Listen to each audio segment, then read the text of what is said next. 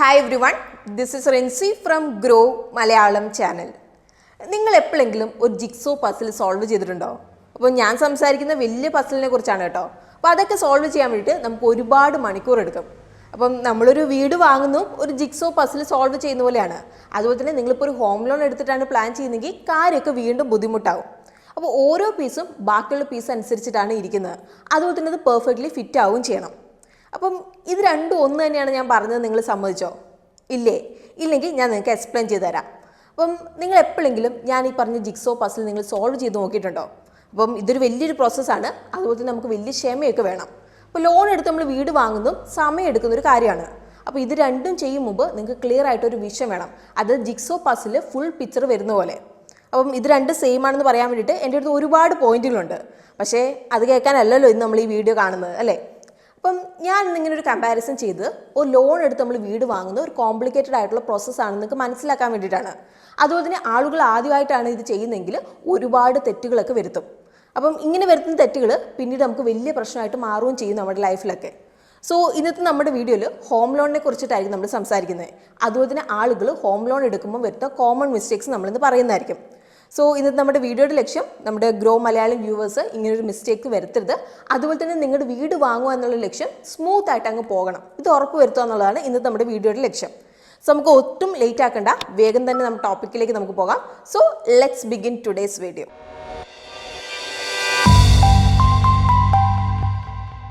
ആദ്യം നമുക്ക് ആളുകൾ ഒരു ഹോം ലോൺ എടുക്കുമ്പോൾ വരുന്ന 5 ടോപ്പ് മിസ്റ്റേക്ക് ആയിരിക്കും നമ്മൾ സംസാരിക്കുന്നത്. അപ്പോൾ ഇന്ന് നിങ്ങളൊരു പേപ്പറും പേനയൊക്കെ എടുത്ത് നിങ്ങൾ ഇരിക്കുക.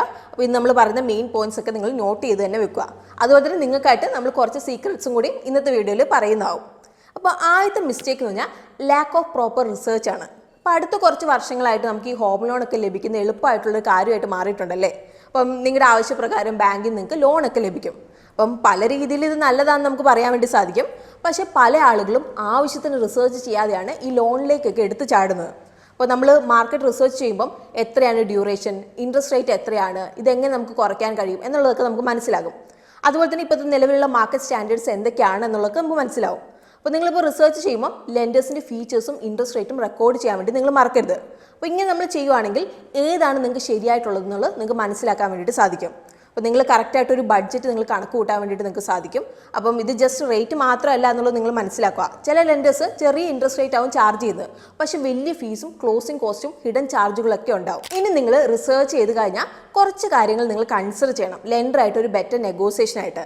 ലൈക്ക് ഇപ്പോൾ മാർക്കറ്റിൽ ഇപ്പോഴത്തെ കറണ്ട് ഇൻട്രസ്റ്റ് റേറ്റ് എത്രയാണെന്നുള്ളത് നിങ്ങൾ റിസർച്ച് ചെയ്യുക. നിങ്ങളുടെ ക്രെഡിറ്റ് സ്കോർ നിങ്ങൾ ചെക്ക് ചെയ്യുക. ഇൻട്രസ്റ്റ് റേറ്റിൽ എന്തെങ്കിലും ഹിഡൻ ചാർജുകൾ ഉണ്ടോ എന്നുള്ളത് നോക്കുക. പ്രോസസ്സിംഗ് ഫീസിൽ നിങ്ങൾക്ക് റിഡക്ഷൻ ഒക്കെ ചോദിക്കാം. സോ ബാങ്ക് അല്ലെങ്കിൽ NBS നിങ്ങൾക്ക് ലോൺ അപ്ലൈ ചെയ്യും മുമ്പ് നിങ്ങൾ കറക്റ്റായിട്ട് നിങ്ങൾ റിസർച്ച് ചെയ്യണം. ഇപ്പം നിലവിലുള്ള ഓപ്ഷൻസ് ഒന്നും നിങ്ങൾക്ക് മനസ്സിലാകാതെ നിങ്ങൾ ഓടിച്ചെന്ന് ലോണിലേക്ക് നിങ്ങൾ കയറരുത്. അപ്പം നിങ്ങൾ എന്തൊക്കെയാണ് അറിയേണ്ടത്? ഒരുപാട് കാര്യങ്ങളുണ്ട് ഇവിടെ അറിയാൻ. പക്ഷേ ബേസിക് ആയിട്ടുള്ള കാര്യമാണ് ലോൺ ടൈപ്പ്, ഇൻട്രസ്റ്റ് റേറ്റ്, അതുപോലെ തന്നെ സർവീസ് ക്വാളിറ്റി ഒക്കെയാണ്. അപ്പോൾ ലോൺ ടൈപ്പിനെ കുറിച്ച് ഞാൻ ഓവർവ്യൂ നിങ്ങൾക്ക് തരാം. അങ്ങനെയാണെങ്കിൽ നിങ്ങളുടെ റിസർച്ച് ജേർണി തുടങ്ങാൻ വേണ്ടിയിട്ട് അത് നിങ്ങളെ സഹായിക്കുമെന്നാണ് എനിക്ക് തോന്നുന്നത്. അപ്പോൾ ബാങ്ക് 2 തരത്തിലുള്ള ലോണുകൾ ഓഫർ ചെയ്യുന്നുണ്ട്, ഫ്ലോട്ടിംഗ് റേറ്റിലും ഫിക്സഡ് റേറ്റിലും. അപ്പോൾ നിങ്ങൾ ഏത് തിരഞ്ഞെടുക്കും? ഞാൻ നേരത്തെ പറഞ്ഞ പോലെ നിങ്ങൾക്ക് ഒന്നിലേക്ക് നിങ്ങൾ എടുത്തു ചാടരുത്. നിങ്ങൾ പ്രോപ്പറായിട്ട് റിസർച്ച് ചെയ്യുക. അപ്പോൾ ഇത് രണ്ടും എന്താണ് എന്നുള്ളത് ഞാനൊന്ന് ആദ്യം എക്സ്പ്ലെയിൻ ചെയ്യാം. അങ്ങനെയെങ്കിൽ ഏതൊക്കെ വിവരങ്ങളാണ് നിങ്ങൾക്ക് വേണ്ടതെന്നുള്ളത് അറിയാൻ വേണ്ടി സാധിക്കും. അപ്പോൾ ഫ്ലോട്ടിംഗ് റേറ്റ് ഹോം ലോണിൽ ഇൻട്രസ്റ്റ് റേറ്റ് ഫിക്സഡ് ആയിരിക്കില്ല, അതായത് മൊത്തം ലോൺ കാലയളവിൽ. അപ്പോൾ മാർക്കറ്റ് കണ്ടീഷൻ അനുസരിച്ച് അത് മാറിക്കൊണ്ടിരിക്കും. അതുപോലെ തന്നെ RBI സെറ്റ് ചെയ്തിട്ട് ബെഞ്ച് മാർക്കിലെ ഇൻട്രസ്റ്റ് റേറ്റ് അനുസരിച്ച് അത് മാറിക്കൊണ്ടിരിക്കും. അതുപോലെ തന്നെ ലെൻഡേഴ്സിന് ഇൻറ്റേർണൽ പോളിസിയൊക്കെ അനുസരിച്ച് റേറ്റ് മാറും. ഇപ്പോൾ നിങ്ങൾ 9% തുടങ്ങിയെന്ന് വിചാരിക്കുക. അത് വേണമെങ്കിൽ 8.75% ആവാം, അല്ലെങ്കിൽ 9.25% ഒക്കെ ആയിട്ട് മാറാം മാർക്കറ്റ് കണ്ടീഷൻ അനുസരിച്ച്. ഇനിയിപ്പോൾ ഫിക്സഡ് റേറ്റ് ഹോം ലോണിൽ ലോൺ കാലയളവിൽ ഇൻട്രസ്റ്റ് റേറ്റ് ഫിക്സഡ് ആയിരിക്കും, അതായത് നിങ്ങളുടെ EMI സെയിം ആയിരിക്കും. അപ്പോൾ അതുകൊണ്ട് തന്നെ ബഡ്ജറ്റ് എത്രയാവും എന്നുള്ളതൊക്കെ നിങ്ങൾക്ക് പ്രെഡിക്റ്റ് ചെയ്യാൻ വേണ്ടിയിട്ട് സാധിക്കും. അതുപോലെ തന്നെ നിങ്ങൾക്ക് ഒരു സ്റ്റെബിലിറ്റിയും ലഭിക്കും ഇവിടുന്ന്. അപ്പോൾ നിങ്ങളിപ്പോൾ ഒരു 9% തുടങ്ങിയതെങ്കിൽ ലോൺ അടച്ച് തീരും വരെ 9% തന്നെയായിരിക്കും. അപ്പോൾ മാർക്കറ്റ് കണ്ടീഷൻ എന്തായാലും 9 തന്നെ അത് തുടരും. സോ ഓരോ ടൈപ്പിൻ്റെ ഗുണവും ദോഷവും എന്തൊക്കെയാണെന്ന് മനസ്സിലാക്കിയിട്ട് നിങ്ങൾക്ക് ഏതാണ് നല്ലതെന്ന് തോന്നുന്നു അത് നിങ്ങൾ തിരഞ്ഞെടുക്കുക. അപ്പോൾ നിങ്ങൾക്ക് തന്നെ തിരഞ്ഞെടുത്തോ എന്ന് പറഞ്ഞിട്ട് നമ്മളിവിടെ വിടുന്നൊന്നുമില്ല. അപ്പോൾ ഈ 2 ടൈപ്പ് ലോണിനെ കുറിച്ചും പറയുന്നൊരു ഡീറ്റെയിൽ വീഡിയോ നമ്മൾ ചെയ്തിട്ടുണ്ട്. ഇപ്പം നമ്മൾ പറഞ്ഞ ജസ്റ്റ് ഒരു പോയിന്റ് മാത്രമാണ്. ഇതുപോലെ നിങ്ങൾക്ക് ബാക്കി പോയിന്റുകൾ നിങ്ങൾക്ക് ശരിയായിട്ട് നിങ്ങൾ റിസർച്ച് ചെയ്യണം. ഇനി രണ്ടാമത്തെ മിസ്റ്റേക്ക് ഓവർലുക്കിംഗ് യുവർ ക്രെഡിറ്റ് സ്കോർ ആണ്. അപ്പം നിങ്ങളുടെ ക്രെഡിറ്റ് സ്കോർ എത്രയാണ് എന്നുള്ളത് നിങ്ങൾക്ക് അറിയാമോ? അപ്പോൾ ചിലർക്ക് ക്രെഡിറ്റ് സ്കോർ എന്താണെന്ന് തന്നെ ആ ടേം തന്നെ അറിയുന്നുണ്ടാവില്ല. അപ്പം മിസ്റ്റേക്ക് എന്താണെന്ന് പറയുന്ന മുമ്പ് ഞാൻ ഈ ക്രെഡിറ്റ് സ്കോർ എന്താണ് എന്നുള്ളത് ആദ്യം പറയാം. അപ്പം നിങ്ങളുടെ ക്രെഡിറ്റ് വർത്തിനെസ്സിൻ്റെ ഒരു ന്യൂമറിക്കൽ റെപ്രസെൻറ്റേഷൻ ആണിത്. അതായത് ആരെങ്കിലും നിങ്ങൾക്കിപ്പോൾ ലോൺ തരുവാണെങ്കിൽ ലോൺ എഗ്രിമെൻറ്റിൽ പറഞ്ഞിരിക്കുന്ന സമയത്തിനുള്ളിൽ നിങ്ങൾ തിരിച്ചടയ്ക്കാനുള്ള സാധ്യത എത്രത്തോളം ഉണ്ട് എന്നതാണ് ഇത്. അപ്പം എങ്ങനെയാണ് ഈ ഒരു കാര്യമൊക്കെ നമുക്ക് നമ്പറിൽ പറയാൻ പറ്റുന്നതല്ലേ? അപ്പം ഇത് നിങ്ങളുടെ ക്രെഡിറ്റ് ഹിസ്റ്ററി അനുസരിച്ചാണ്. അപ്പോൾ ഇതിൽ ഒരുപാട് ഫാക്ടേഴ്സ് വരും. ലൈക്ക് ഇപ്പോൾ payment history, credit utilization, credit history length, credit account type, recent credit enquiries ഒക്കെ. അപ്പോൾ ഒരുപാട് ടെക്നിക്കൽ ടേംസ് ആയല്ലേ ഇപ്പം തന്നെ. അപ്പോൾ ബേസിക്കലി ഇതുവരെ നിങ്ങൾ എത്ര ലോൺ നിങ്ങൾ എടുത്തിട്ടുണ്ട്, കറക്റ്റായിട്ട് എത്ര ആൾ നിങ്ങൾ അത് തിരിച്ചടച്ചിട്ടുണ്ട്, അപ്പോൾ ഇങ്ങനെ പലതും. ഇതെല്ലാം കൂടി നമുക്ക് ഒരു വീഡിയോയിൽ നമുക്ക് എക്സ്പ്ലെയിൻ ചെയ്യാൻ വേണ്ടി സാധിക്കില്ല. പക്ഷേ എല്ലാം നിങ്ങളുടെ ക്രെഡിറ്റ് സ്കോറിലെ ക്രെഡിറ്റ് ഇമ്പാക്റ്റ് അനുസരിച്ചിട്ടാണ് വരുന്നത് എന്നുള്ളത് നിങ്ങൾ മനസ്സിലാക്കുക. അതെ, നിങ്ങളുടെ ക്രെഡിറ്റ് കാർഡ് റീപേയ്മെൻറ്റ് വരെ ഇവിടെ കണക്കാക്കും. അപ്പോൾ ആളുകൾ വരുന്ന മിസ്റ്റേക്ക് ഈ ക്രെഡിറ്റ് സ്കോർ അവർ ഓവർലുക്ക് ചെയ്യുന്നതാണ്. ഇപ്പോൾ നിങ്ങൾ ഭാവിയിൽ ഒരു ലോൺ എടുക്കാൻ വേണ്ടി പ്ലാൻ ചെയ്യുന്നുണ്ടെങ്കിൽ നിങ്ങളുടെ ക്രെഡിറ്റ് സ്കോർ ഇമ്പ്രൂവ് ചെയ്യാനായിട്ട് നിങ്ങൾ വർക്ക് ചെയ്യണം. അപ്പോൾ എന്തുകൊണ്ടാണ് ഇത് ചെയ്യണമെന്ന് പറയുന്നത്? കാരണം നിങ്ങൾ ലോൺ അപ്രൂവലിനായിട്ട് കിട്ടാൻ വേണ്ടി നല്ലൊരു ക്രെഡിറ്റ് സ്കോർ ഉണ്ടാവണം. ക്രെഡിറ്റ് സ്കോറിന് വലിയൊരു റോൾ ഉണ്ടെന്നുള്ളത് മനസ്സിലാക്കുക. അപ്പോൾ നിങ്ങൾക്ക് അവർ ഓഫർ ചെയ്യുന്ന ഇൻട്രസ്റ്റ് റേറ്റിനെ ഇതൊക്കെ ബാധിക്കും. അപ്പോൾ നമുക്കെല്ലാവർക്കും കുറവ് റേറ്റിൽ ലോൺ കിട്ടണം എന്നല്ലേ നമ്മളെല്ലാവരും ആഗ്രഹിക്കുന്നത്, അല്ലേ? സോ നിങ്ങളിപ്പോൾ ലോൺ അപ്ലൈ ചെയ്യും മുമ്പ് ക്രെഡിറ്റ് സ്കോർ നിങ്ങൾ ചെക്ക് ചെയ്യുക. എന്നിട്ട് ആവശ്യമുണ്ടെങ്കിൽ നിങ്ങളുടെ ക്രെഡിറ്റ് സ്കോർ മെച്ചപ്പെടുത്താനായിട്ട് നിങ്ങൾ നോക്കുക. അപ്പോൾ അത്യാവശ്യം നല്ലൊരു അട്രാക്റ്റീവ് റേറ്റിൽ ഹോം ലോൺ ഒക്കെ ലഭിക്കണമെങ്കിൽ നിങ്ങൾക്ക് എത്ര ക്രെഡിറ്റ് സ്കോർ വേണം എന്നുള്ളത് നിങ്ങൾക്ക് അറിയാമോ? അപ്പം നിങ്ങൾക്ക് അറിയാമെന്നാണ് എനിക്ക് തോന്നുന്നത്. മിനിമം 750 അല്ലെങ്കിൽ അതിൽ കൂടുതൽ സിബിൽ സ്കോർ നമ്മൾ മെയിൻറ്റെയിൻ ചെയ്യണം. സോ ഇതാണ് ലോൺ അപ്രൂവലിന് നല്ലൊരു നമ്പറായിട്ട് കണക്കാക്കാറുള്ളത്. ഇനി അടുത്ത മിസ്റ്റേക്കിലേക്ക് നമ്മൾ പോകും മുമ്പ് നിങ്ങളുടെ ക്രെഡിറ്റ് സ്കോർ കുറഞ്ഞു പോകാതിരിക്കാനുള്ള ഒരു ടിപ്പ് ഞാൻ നിങ്ങൾക്ക് പറഞ്ഞുതരാം. അപ്പോൾ ഒരേ സമയത്ത് നിങ്ങൾ കുറേ ലോണുകൾ അപ്ലൈ ചെയ്യുന്നത് ഒഴിവാക്കുക. അപ്പോൾ അങ്ങനെ വന്നിട്ടുണ്ടെങ്കിൽ നിങ്ങളുടെ ക്രെഡിറ്റ് സ്കോറിനൊക്കെ അത് ബാധിക്കും. ഇനി അടുത്ത കാര്യം, കറക്റ്റ് സമയത്ത് തന്നെ ഡ്യൂ ആയിട്ടുള്ള എമൗണ്ട് ഒക്കെ നിങ്ങൾ പേ ചെയ്യുക. പ്രത്യേകിച്ച് ഇപ്പം ക്രെഡിറ്റ് കാർഡ് ബില്ലുകളൊക്കെ. ഇനിയിപ്പം നമ്മുടെ ക്രെഡിറ്റ് സ്കോർ ഇമ്പ്രൂവ് ചെയ്യാൻ വേണ്ടിയിട്ട് വേറെ എന്തെങ്കിലുമൊക്കെ ടിപ്സ് നിങ്ങൾക്ക് അറിയാമോ? അറിയെങ്കിൽ നിങ്ങൾ താഴെ നിങ്ങൾ കമൻറ്റ് ചെയ്യുക. അങ്ങനെയെങ്കിൽ അത് ബാക്കിയുള്ളവർക്ക് യൂസ്ഫുൾ ആയിരിക്കും. ഇനി നമ്മൾ വരുന്ന മൂന്നാമത്തെ mistake overestimating your repayment കപ്പാസിറ്റിയാണ്. അപ്പോൾ ഹോം ലോൺ എടുക്കാൻ നേരത്ത് നമ്മൾ വരുന്ന ഏറ്റവും വലിയ മിസ്റ്റേക്ക് എന്താണെന്ന് ഇപ്പോൾ എന്നോട് നിങ്ങൾ പേഴ്സണലി ചോദിക്കുകയാണെങ്കിൽ ഞാൻ പറയും ആളുകൾ അവരുടെ റീപേയ്മെൻറ്റ് കപ്പാസിറ്റി ഓവർ എസ്റ്റിമേറ്റ് ചെയ്യുന്നതാണെന്ന്. അപ്പം റീപേയ്മെൻറ്റ് കപ്പാസിറ്റി എന്ന് പറഞ്ഞാൽ എന്താണ്? അതായത് EMIയിലേക്ക് നിങ്ങൾക്ക് കംഫർട്ടബിൾ ആയിട്ട് അടയ്ക്കാൻ പറ്റുന്ന എമൗണ്ട് ആണ്. അപ്പം ഞാൻ നിങ്ങൾക്കൊരു സീക്രട്ട് പറഞ്ഞുതരാം. അപ്പം നിങ്ങൾ നമ്മുടെ വീഡിയോസൊക്കെ കാണാൻ വേണ്ടിയിട്ട് കുറച്ച് നിങ്ങൾ ടൈം ഇൻവെസ്റ്റ് ചെയ്താൽ മാത്രം മതി. അപ്പം നിങ്ങളുടെ ഇൻകത്തിൻ്റെ ഒരു 30 മുതൽ 40% കൂടുതലാവരുത് നിങ്ങളുടെ EMI എമൗണ്ട്.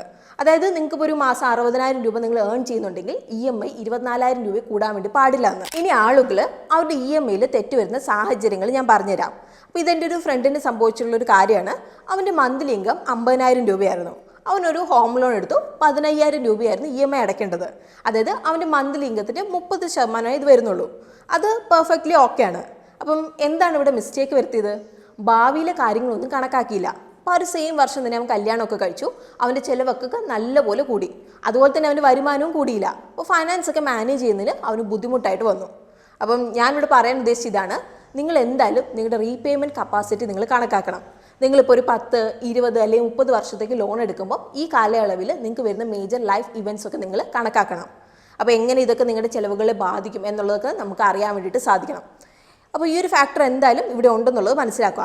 പക്ഷേ നമ്മൾ സേഫ് ആയിട്ട് ഇരിക്കാൻ വേണ്ടിയിട്ട് നിങ്ങളിപ്പം നിങ്ങളുടെ ഇൻകം നിങ്ങൾ അണ്ടർ എസ്റ്റിമേറ്റ് ചെയ്തിട്ട് എക്സ്പെൻസ് നിങ്ങൾ ഓവർ എസ്റ്റിമേറ്റ് ചെയ്യുക. അപ്പം ഞാൻ എന്താ അങ്ങനെ പറഞ്ഞത്? അങ്ങനെയെങ്കിൽ ഇതൊന്നും നിങ്ങളുടെ ക്രെഡിറ്റ് സ്കോറിനെ ബാധിക്കില്ല. അതുപോലെ തന്നെ പെനാൽറ്റീസ് ഒന്നും നിങ്ങൾക്ക് വരില്ല. ഇനി നാലാമത്തെ mistake, not reading all related documents. അപ്പോൾ നിങ്ങളുടെ ഹോം ലോൺ എഗ്രിമെൻറ്റ് ശ്രദ്ധിക്കേണ്ടത് വളരെ ഇമ്പോർട്ടൻ്റ് ആണ്. ഇപ്പോൾ ഡീറ്റെയിൽസ് നിങ്ങൾ റിവ്യൂ ചെയ്തില്ലെങ്കിൽ ഭാവിയിൽ അയ്യോ എന്നൊക്കെ പറഞ്ഞ് നിങ്ങൾക്ക് അറിയേണ്ട അവസ്ഥയൊക്കെ വന്നേക്കാം. സോ നിങ്ങൾ സമയമെടുത്ത് നിങ്ങളുടെ ലോൺ എഗ്രിമെൻറ്റ് മൊത്തം നിങ്ങൾ നോക്കുക. അപ്പോൾ അതിലിപ്പം ടേംസ് ആൻഡ് കണ്ടീഷൻസ് ഉണ്ടാവും. സോ നിങ്ങൾ സൈൻ ചെയ്യും മുമ്പ് അതൊക്കെ നിങ്ങൾ നോക്കണം. Interest rate, prepayment options, processing fees, late payment ചാർജുകൾ, അതുപോലെ ഫോർക്ലോഷർ പ്രൊസീജിയർ ക്ലോസുകളൊക്കെ നിങ്ങളുടെ മൈൻഡിലുണ്ടാവണം. അപ്പം നിങ്ങൾക്ക് എന്തെങ്കിലും ഒരു കാര്യം ക്ലിയർ അല്ല, അല്ലെങ്കിൽ നിങ്ങൾക്ക് എന്തെങ്കിലും കൺഫ്യൂഷൻ ഉണ്ടെങ്കിൽ നിങ്ങൾ ലെൻഡറിൻ്റെ അടുത്ത് നിന്ന് ക്ലാരിഫിക്കേഷൻ എടുക്കാൻ വേണ്ടിയിട്ട് നിങ്ങൾ മടിച്ച് നിൽക്കരുത്. അപ്പം ഈ ഒരു കാര്യങ്ങൾക്കൊക്കെ ഹിഡൻ കോസ്റ്റ് ഉണ്ടാവും. ഇപ്പം എനിക്കൊരു റിലേറ്റീവ് ഉണ്ട്, പുള്ളി സ്ഥലം വിട്ടിട്ട് പുള്ളിക്ക് കുറച്ച് തുക കിട്ടി. അപ്പോൾ അദ്ദേഹം വിചാരിച്ചു ഇത് വെച്ച് ഹോം ലോൺ അങ്ങ് ക്ലോസ് ചെയ്യാമെന്ന്. അങ്ങനെയെങ്കിൽ വെറുതെ നമ്മൾ ഇൻട്രസ്റ്റ് കൊടുത്തോണ്ടിരിക്കണ്ടല്ലോ. അങ്ങനെ ക്ലോസ് ചെയ്യാൻ വേണ്ടി പറ്റില്ല എന്ന് കേട്ടപ്പോഴാണ് അദ്ദേഹം ഞെട്ടിയത്. അപ്പോൾ ഫോർക്ലോഷർ അലൗഡ് അല്ല. പക്ഷേ ചില ലോൺ എഗ്രിമെൻറ്റിലൊക്കെ ഫോർക്ലോഷർ അലോ ചെയ്യുന്നുണ്ട്, അല്ലെങ്കിൽ ഹൈ ചാർജിൽ പ്രീപേയ്മെൻറ്റ്. അപ്പം നിങ്ങൾക്ക് ആർക്കും ഈ ഒരു സിറ്റുവേഷൻ വരരുത്. സോ ഡോക്യുമെൻറ്റ്സ് നിങ്ങൾ ഫുള്ളായിട്ട് തന്നെ നിങ്ങൾ ഇരുന്ന് തന്നെ വായിക്കുക. ഇനി അഞ്ചാമത്തെ mistake, not accumulating advocate corpus. അപ്പോൾ നിങ്ങളുടെ ലെൻഡറിൻ്റെ കയ്യിൽ നിന്ന് നിങ്ങളുടെ പ്രോപ്പർട്ടി വാല്യൂവിൻ്റെ ഏകദേശം ഒരു 75 മുതൽ 90% വരെ കടം എടുക്കാൻ വേണ്ടി കഴിയുള്ളൂ എന്നുള്ള കാര്യം നിങ്ങൾക്ക് അറിയാമായിരിക്കും അല്ലേ. ഇപ്പം നിങ്ങൾ വാങ്ങാൻ പോകുന്ന നിങ്ങളുടെ വീടിൻ്റെ മൂല്യം 60 ലക്ഷം ആണെങ്കിൽ നിങ്ങൾക്ക് ഒരു 45 മുതൽ 54 ലക്ഷത്തിൻ്റെ ഇടയ്ക്ക് കടം എടുക്കാൻ വേണ്ടി സാധിക്കുള്ളൂ. അപ്പോൾ ബാക്കി എമൗണ്ട് നിങ്ങൾ ഡൗൺ പേയ്മെൻ്റ് ആയിട്ട് ഡെപ്പോസിറ്റ് ചെയ്യണം, അല്ലെങ്കിൽ ലോൺ കിട്ടും മുമ്പ് ഒരു മാർജിൻ കോൺട്രിബ്യൂഷൻ ആയിട്ട്. അപ്പോൾ അതുകൊണ്ട് തന്നെ ഇതിനായിട്ട് നമുക്കൊരു ആഡിക്വേറ്റ് കോർപ്പസ് ഉണ്ടാവുക എന്നുള്ളൊരു കാര്യം നിങ്ങൾ ഉറപ്പ് വരുത്തണം. അപ്പോൾ ഏറ്റവും നല്ലത് ചെറിയൊരു ഏജിൽ തന്നെ നിങ്ങൾ സേവ് ചെയ്യാനും പ്ലാൻ ചെയ്യുന്നതൊക്കെ തുടങ്ങുന്നതാണ്. അപ്പം അങ്ങനെയെങ്കിൽ നമുക്കൊരു വീട് വാങ്ങാൻ നേരത്ത് നമ്മൾ വിചാരിക്കുന്ന ആ ഒരു സമയത്ത് നമ്മുടെ കയ്യിൽ ആവശ്യത്തിനുള്ളൊരു തുക ഉണ്ടാകും. അപ്പോൾ ചെറിയ എമൗണ്ടൊക്കെ സേവ് ചെയ്ത് തുടങ്ങുക. പിന്നെ വരുമാനം കൂടുമ്പോൾ സേവിങ്സ് പതുക്കെ പതുക്കെ നമുക്ക് കൂട്ടിക്കൊണ്ട് വരാം. അപ്പോൾ നിങ്ങളുടെ വരുമാനത്തിൻ്റെ കുറഞ്ഞൊരു 10 മുതൽ 15% നിങ്ങൾ സേവ് ചെയ്യണം. അപ്പോൾ നിങ്ങൾക്ക് ഇപ്പോൾ RD, മ്യൂച്വൽ ഫണ്ട്സ്, ELSS പോലത്തെ ഇൻവെസ്റ്റ്മെൻറ്റ് ഓപ്ഷൻസിന് ഇതിനായിട്ടൊക്കെ നിങ്ങൾക്ക് തിരഞ്ഞെടുക്കാം. അപ്പോൾ അങ്ങനെ നിങ്ങൾ സെറ്റാക്കിയാൽ പണം കയ്യിലിരുന്ന് ചിലവായി പോകില്ല ഈ ഒരു സമയത്തൊന്നും. അപ്പോൾ അങ്ങനെ നമ്മൾ തുക ഉണ്ടാക്കിയെടുക്കുമ്പോൾ നമ്മുടെ എമർജൻസി നീഡ്സിനായിട്ട് നമ്മൾ കോംപ്രമൈസ് ചെയ്യേണ്ട ആവശ്യമില്ല ഇവിടെ. അപ്പോൾ അത് വലിയൊരു റിസ്ക് ആവും വരുത്തുന്നത്. പറ്റുമെങ്കിൽ വലിയൊരു തുക ഡൗൺ പേയ്മെൻറ്റ് ചെയ്യുക. അങ്ങനെയെങ്കിൽ ടോട്ടൽ ലോൺ എമൗണ്ട് കുറയ്ക്കാൻ വേണ്ടിയിട്ട് കഴിയും. അതുപോലെ തന്നെ നമുക്കൊരു ബെറ്റർ ലോൺ ഡീലും ലഭിക്കും. ഇനി ഞാൻ നിങ്ങൾക്കായിട്ട് കുറച്ച് ബോണസ് പോയിന്റ്സ് കൂടി പറഞ്ഞുതരാം. അപ്പോൾ ആദ്യത്തെ നോട്ട് ടേക്കിംഗ് ഇൻഷുറൻസ്. നിങ്ങളിപ്പം 25 ലക്ഷം രൂപയുടെ ഒരു ഹോം ലോൺ എടുത്തെന്ന് വിചാരിക്കുക. അൺഫോർച്ചുനേറ്റ്ലി നിങ്ങളിപ്പോൾ മരണപ്പെട്ടെന്ന് വിചാരിക്കുക. അപ്പോൾ ഇങ്ങനെ സംഭവിച്ചിട്ടുണ്ടെങ്കിൽ നിങ്ങളുടെ ഫാമിലി എങ്ങനെ EMI അടയ്ക്കാൻ അവർക്ക് കഴിഞ്ഞില്ലെങ്കിൽ ആ വീട് അവർക്ക് നഷ്ടമാവില്ലേ. അപ്പോൾ ഇങ്ങനെയൊക്കെ നടന്നാൽ എന്തായിരിക്കും, അവിടെ പോയി അവർ താമസിക്കും. അപ്പോൾ ആളുകൾ വരുന്ന മിസ്റ്റേക്ക് എന്താണെന്നോ, ഇങ്ങനെയൊക്കെ ചോദ്യം കേൾക്കുമ്പോൾ അതിൽ നിന്ന് മാറിക്കളയും. അപ്പോൾ ഇതിനുള്ള പരിഹാരം ഇങ്ങനെയുള്ള ചോദ്യം കേൾക്കുമ്പോൾ ഓടിക്കളയുന്നതല്ല, മറിച്ച് നിങ്ങൾ ഇൻഷുറൻസ് എടുക്കുക. അതായത് നിങ്ങളുടെ ഫാമിലിക്ക് ഒരു ഫൈനാൻഷ്യൽ ബുദ്ധിമുട്ട് ഉണ്ടാകാതിരിക്കാൻ വേണ്ടി നിങ്ങളൊരു പ്രോപ്പർ ഇൻഷുറൻസ് കവറേജ് നിങ്ങൾ എടുക്കുക. അപ്പോൾ നിങ്ങളുടെ ലയബിലിറ്റീസ്, അതായത് ഹോം ലോൺ ഒക്കെ ഇൻക്ലൂഡ് ചെയ്യുന്ന ഒരു ലൈഫ് കവർ നിങ്ങൾക്ക് ഉണ്ടാവണം. ഇനി രണ്ടാമത്തെ ബോണസ് ടിപ്പ് ഇതാണ്, നിങ്ങളുടെ ടെന്യൂർ കുറയ്ക്കാൻ വേണ്ടിയിട്ട് നിങ്ങൾ നോക്കുക. അപ്പോൾ നിങ്ങൾക്ക് അറിയാവുന്ന ഒരു കാര്യമായിരിക്കും, നിങ്ങളുടെ ലോൺ ഡ്യൂറേഷൻ കൂടുതലാണെങ്കിൽ EMI എമൗണ്ട് കുറവായിരിക്കും. ഇനി ലോൺ ഡ്യൂറേഷൻ കുറവാണെങ്കിൽ EMI കൂടുതലായിരിക്കും. അപ്പോൾ നമുക്ക് എല്ലാവർക്കും ചെറിയ EMI എമൗണ്ട് എടുക്കാനായിരിക്കും നമുക്കൊരു ടെംപ്റ്റേഷൻ ഉണ്ടാവും. പക്ഷേ ഓർക്കുക, ഇങ്ങനെ നമ്മൾ ചെയ്യുമ്പോൾ നമ്മൾ ടോട്ടൽ എമൗണ്ട് വലിയൊരു സംഖ്യയാവും. സോ അത് നിങ്ങൾക്ക് എന്തായാലും നല്ലൊരു ഡീലായിരിക്കില്ല. ഇനി നിങ്ങൾക്ക് വേണമെങ്കിൽ നിങ്ങളുടെ ലോൺ പ്രൊവൈഡർ എടുത്ത് സ്റ്റെപ്പ് അപ്പ് EMI ഓപ്ഷൻ നൽകുന്നുണ്ടോ എന്ന് നിങ്ങൾക്ക് അന്വേഷിക്കാം. അതായത് വരും വർഷങ്ങളിൽ നിങ്ങളുടെ ഇൻകം എങ്ങനെ കൂടാമെന്ന് നിങ്ങൾക്ക് അറിയുമെങ്കിൽ ഇത് നല്ലൊരു ഓപ്ഷൻ തന്നെയാണ് നിങ്ങൾക്ക്. അപ്പോൾ ഇവിടെ നിങ്ങൾക്ക് തുടക്കത്തിൽ ചെറിയൊരു എമൗണ്ട് അടയ്ക്കാം, പിന്നെ നിങ്ങളുടെ EMI എമൗണ്ട് കൂട്ടിക്കൊണ്ട് നിങ്ങൾക്ക് വരാം. സോ ഇന്നത്തെ നമ്മുടെ വീഡിയോയിലൂടെ ഒരു ഹോം ലോൺ എടുക്കുമ്പോൾ നമ്മൾ വരുന്ന മിസ്റ്റേക്സ് എന്തൊക്കെയാണ് എന്നുള്ളത് നിങ്ങൾക്ക് മനസ്സിലായിട്ടുണ്ടാവും തന്നെയാണ് പ്രതീക്ഷിക്കുന്നത്. അപ്പം ഏതൊക്കെയാണ് നമ്മൾ പറഞ്ഞ മിസ്റ്റേക്സ് എന്നുള്ളതൊക്കെ ഞാനൊന്ന് പെട്ടെന്ന് നിങ്ങൾക്ക് പറഞ്ഞുതരാം. അപ്പോൾ ഒരു ഹോം ലോൺ എടുക്കും മുമ്പ് കറക്റ്റായിട്ട് നിങ്ങൾ റിസർച്ച് നടത്തുക. നിങ്ങളുടെ ക്രെഡിറ്റ് സ്കോർ നിങ്ങൾ ചെക്ക് ചെയ്യുക. മൂന്നാമതായിട്ട് നിങ്ങളുടെ പേയ്മെൻറ്റ് കപ്പാസിറ്റി നിങ്ങൾ മനസ്സിലാക്കുക. നാലാമത് എന്താ നമ്മൾ പറഞ്ഞേ, എല്ലാ ഡോക്യുമെൻറ്റ്സും നിങ്ങൾ വായിച്ച് മനസ്സിലാക്കുക. അടുത്ത് സേവിങ്സിനായിട്ട് ആവശ്യത്തിന് നിങ്ങൾ കയ്യിലൊരു ഫണ്ട് ഉണ്ടാവണം. അടുത്ത് ഹോം ലോൺ ഇൻഷുറൻസ് എടുക്കുന്നത് കൺസിഡർ ചെയ്യുക. ഏഴാമത്തെ പോയിന്റ്, നിങ്ങൾ ചെറിയ ലോൺ ടെന്യൂർ എടുക്കുക. ഇനിയിപ്പം സ്റ്റെപ്പ് അപ്പ് EMI ഓപ്ഷൻ ഉണ്ടോ എന്നുള്ളത് നിങ്ങൾ അന്വേഷിക്കുക. സോ അത്രേ ഉള്ളൂ ഇന്നത്തെ നമ്മുടെ വീഡിയോ നമുക്ക് ഇഷ്ടമായിട്ടുണ്ടെന്നാണ് വിചാരിക്കുന്നത്.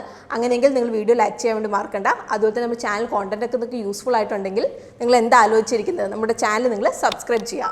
പിന്നെ ഇന്നത്തെ നമ്മുടെ വീഡിയോയുടെ ഫീഡ്ബാക്കും കൂടി നിങ്ങൾ കമൻറ്റ് ചെയ്യാൻ വേണ്ടി മറക്കണ്ട. സോ നമുക്ക് പുതിയൊരു വീഡിയോ ആയിട്ട് നമുക്ക് പെട്ടെന്ന് കാണാം. അതുവരെ happy investing and bye from റെയിൻസി.